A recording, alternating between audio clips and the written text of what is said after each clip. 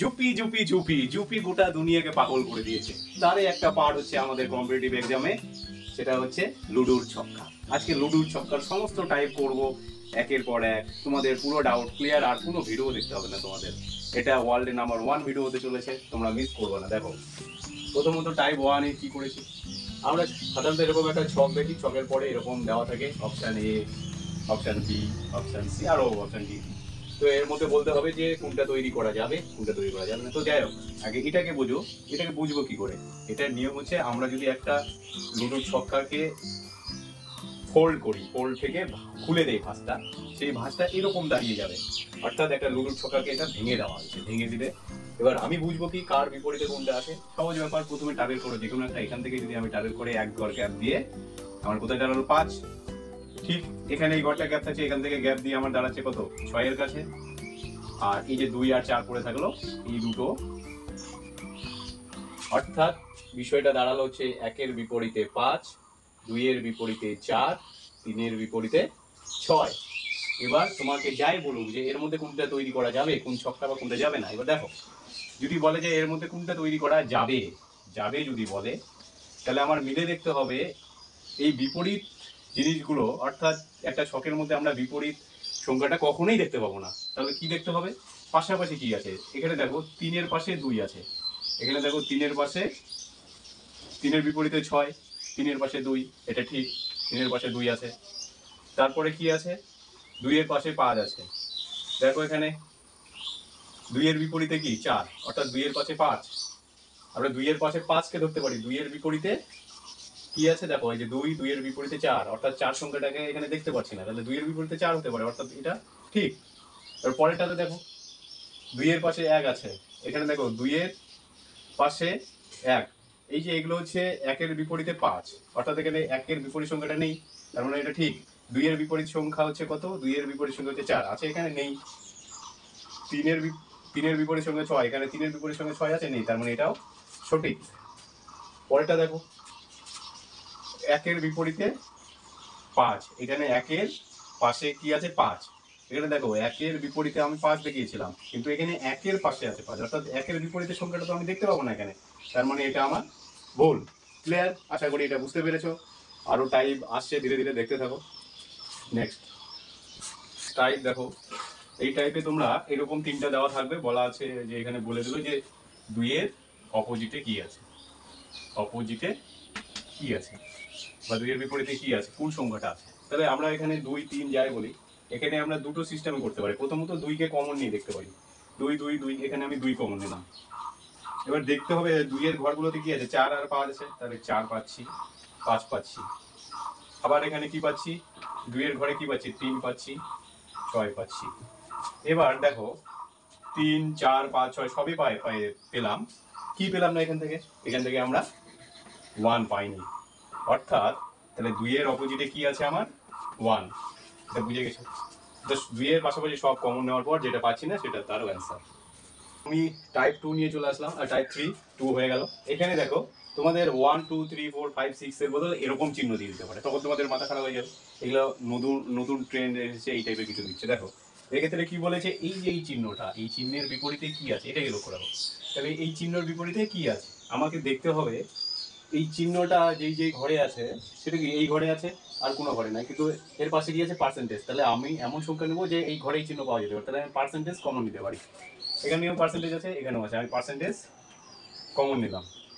Percentage common নিয়ে এবার আমি ক্লক ওয়াইজ ঘোরাবো। আমাদের এটা যদি ঘড়ি থাকে, ঘড়ির কাঁটা কিভাবে এইভাবে ঘোরে, তাহলে এটাকে ঘড়ি ধরে নাও, এইদিকে ক্লক ওয়াইজ ঘুরছে। তাহলে প্রথমে কি আসলো, এখানে @ বসিয়ে দিলাম, আবার টান দিয়ে দাও। তারপরে কি আছে, ডলার চিহ্ন, এটা দিয়ে দিলাম। ঠিক আবার এখানকার পার্সেন্টেজটা এখানে বসিয়ে দাও, এর নিচে বসিয়ে দিলাম। আবার এটাকে ক্লক ওয়াইজ ঘোরাও। এরপরে কি চিহ্ন আসছে, এই চিহ্নটা। তারপরে কি চিহ্ন আসছে, এই চিহ্নটা। এবার তোমরা বলো এটার নিয়ম হলো ক্লক ওয়াইজ ঘোরানোর পর নিচেরটার বিপরীত উপরটা, উপরটার বিপরীত নিচেরটা, এটার বিপরীত এটা, এটার বিপরীত এটা। এবার এটা যেটা আছে এটার বিপরীত কোনটা হবে, যেই চিহ্নগুলো এখানে দেখতে পাচ্ছি না। কি দেখতে পাচ্ছি না, হ্যাশ চিহ্ন দেখতে পাচ্ছি না, তাহলে হ্যাশ হতে পারে। তো ওটা বিষয়। এবার তাহলে আমাদের প্রশ্ন বলেছে এই চিহ্নটা, অর্থাৎ এর বিপরীতে কি আছে, এর বিপরীতে আমি কি পাচ্ছি @, তাহলে এটাই আমার অ্যান্সার। ক্লিয়ার? আশা করি তোমরা বুঝতে পেরেছো, আর কোনোদিনও বলবো না। দেখো টাইপ 4 নিয়ে চলে আসলাম। এখানে হয়তো তোমাদের 4টা দিয়ে দিতে পারে, 4টা দিয়ে বলতে পারে যে একের বিপরীতে কি আছে,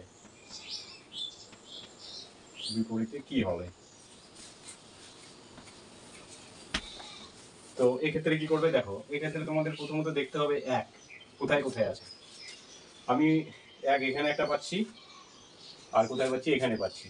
আগে এই দুটো ঘরটাকে টার্গেট করবো। তাহলে একের পাশে কি কি পাচ্ছি, একের পাশে আমি পাচ্ছি 3 পাচ্ছি, 5 পাচ্ছি, একের পাশে কি পাচ্ছি 6 পাচ্ছি, 4 পাচ্ছি।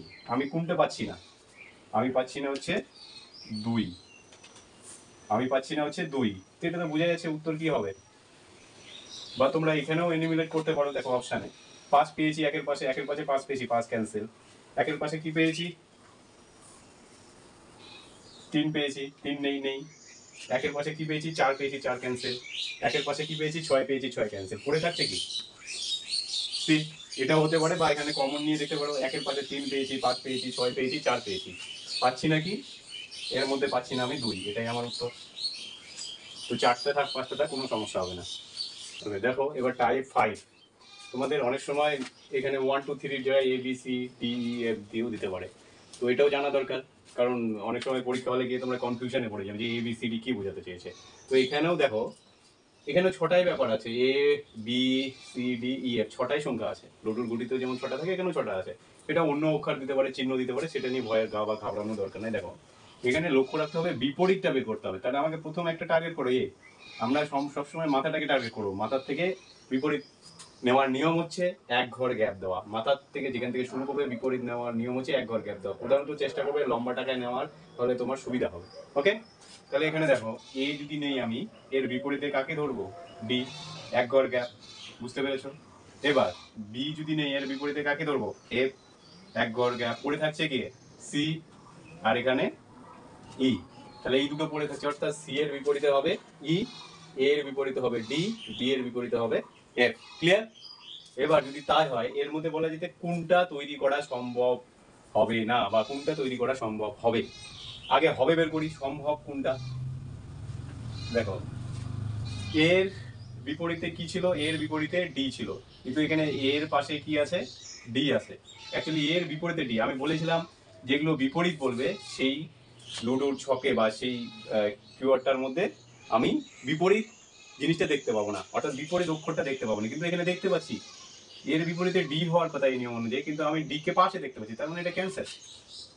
ডিটাকে আমার দেখা উচিত ছিল না, এখানে অপোজিট সংখ্যাকে কখনোই দেখা যায়নি এখানে। তারপরে দেখো আমি সি কে যদি টার্গেট, সি এর বিপরীতে কি ছিল, সি এর বিপরীতে ই ছিল, কিন্তু দেখো এখানে সি এর পাশে কি আছে, ই আছে, অর্থাৎ বিপরীতটা তো দেখা যাবে না, তাহলে এটাও ক্যান্সেল। এর বিপরীতে ডি ছিল, এখানে এর বিপরীতে ডি নেই। সি এর বিপরীতে ই ছিল, সি এর বিপরীতে ই নেই। এফ এর বিপরীতে বি ছিল, এফ এর বিপরীতে এখানে বি নেই। তার মানে আমার এটা রাইট। এটা আশা করি বুঝতে পেরেছো।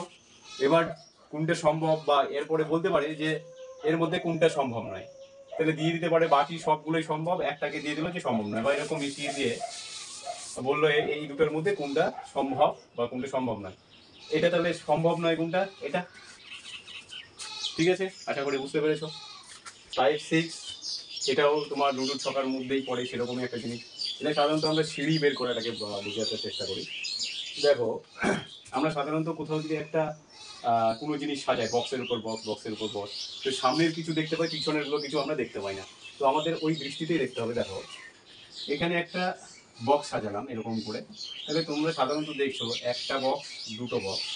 এবার পিছনে একটা নিশ্চয়ই আর একটা বক্স আছে, সেটা আমরা দেখতে পাচ্ছি না। তাহলে এই গোটা লাইনের নিচেও আর একটা আছে, তাহলে 3টা বক্স এখানে পাচ্ছি। এবার দেখো এখানে একটা আছে 4টা, তাহলে এই বক্সটা উঁচুতে রাখতে গেলে তার পিছনেও একটা বক্স আছে, তাহলে আমাকে ধরতে হবে 2টা। এবার এটা গোটাটাই হয়ে গেল। এখানে কটা আছে, একটা, দুটা, এখানে 2টা, আর এই যে সাইডেও একাই একটা। তাহলে আমার টোটাল কটা দাঁড়াচ্ছে, 3 2 5 6 7, 3 2 5 7 8, টোটাল হচ্ছে আমার 8টা। আরেকবার বলছি, 1 2, এর নিচে একটা আছে 3, এই যে একটা 4, ঠিক এখানে একটা 5, তার নিচে একটা আছে 6, এখানে একটা 7, আর এখানে একটা 8, টোটাল হচ্ছে তোমার 8টা। ঠিক এরকমই যদি আমরা একটা সিঁড়ি দেখি, সিঁড়িগুলো সাইড থেকে যদি দেখি, তাহলে এখানে একটা আমি দেখতে পাবো, একটা। তারপরে এরকম এরকম করে নেমেছে। তাহলে এই সিঁড়িটা তৈরি হতে গেলে কি এখানেও তো আছে, এখানে কটা আছে? দুটো। তাহলে 1 2 3। এবার তার নিচের স্টেপে কটা দেওয়া আছে? 3টা। তাহলে 3 3 6। তার নিচের স্টেপে কটা দেওয়া আছে? 7 8 9 10। অর্থাৎ 4টা দেওয়া আছে, তবেই তো এটা গিয়ে এরকম দাঁড়ালো। অর্থাৎ এখানে একটা ইট, দুটো, তিনটে, 4টা। তারপরে 5 6 7, তারপরে 8 9, শেষে 10। টোটাল এখানে 10টা। এইগুলো এইভাবে তুমি করে নিতে পারো। এখান থেকে বলতে পারে এরকম একটা ছবি দিয়ে বা আরো কোনো ছবি দিয়ে বলতে পারে যে এখানে কটা ঘর আছে বা কটা এরকম সিঁড়ির মতো ধাপ আছে। তখন তোমাকে ওইভাবে কাউন্ট করতে হবে, সামনের গুলোর পাশাপাশি পিছনের গুলোকে কাউন্ট করতে হবে। তো এই ছিল আজকের ভিডিও। ভিডিওটি শেষ অবধি দেখার জন্য ধন্যবাদ।